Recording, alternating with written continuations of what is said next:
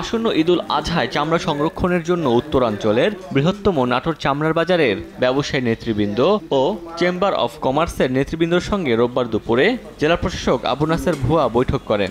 বৈঠকে চামড়া ব্যবসায়ীরা ঈদের আগের রাতের লবণের সিন্ডিকেট বন্ধের দাবি জানান।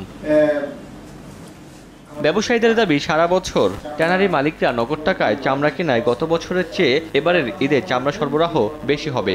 তবে লবণের সিন্ডিকেটের আশঙ্কা করছেন তারা। ন্যায্য মূল্যে লবণ প্রাপ্তির বিষয়টি নিশ্চিত করার দাবি করেন তারা।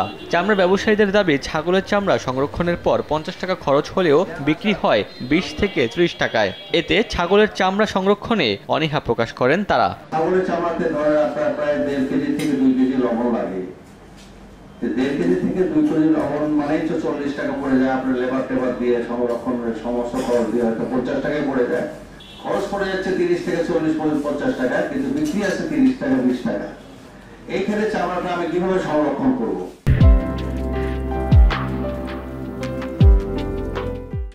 চামড়া বেশি আমদানি হবে গতবারের থেকে। আর লবণের জন্য আমরা জেলা প্রশাসক মহোদয়ের কাছে বলছি যে যেহেতু লবণের দামটা 1100 1150, এইটাকে কমিয়ে কিভাবে হাজারের মধ্যে আনা যায়, কোনো বুদ্ধি পরামর্শ থাকলে সেটা দেন।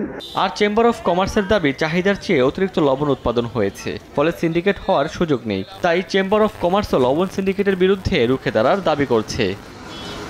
উদ্বৃত্ত লবণ আমাদের কাছে আছে এবং দেশের উৎপাদিত লবণের পরিমাণও অনেক বেশি।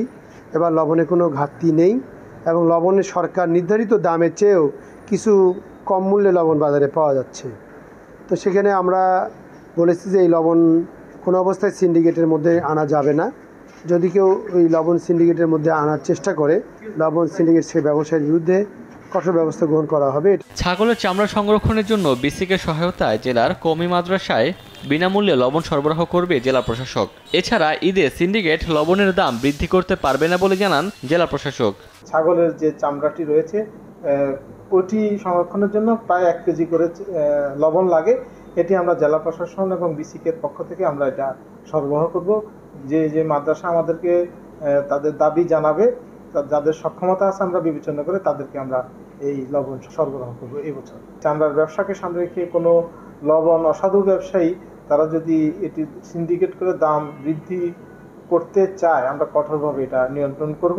নাটোরের চামড়া বাজার থেকে শুধুমাত্র ঈদুল আজহায় ট্যানারি মালিকরা প্রায় 5 লাখ পিস গরুর চামড়া ও প্রায় 7 লাখ পিস ছাগলের চামড়া কিনেন।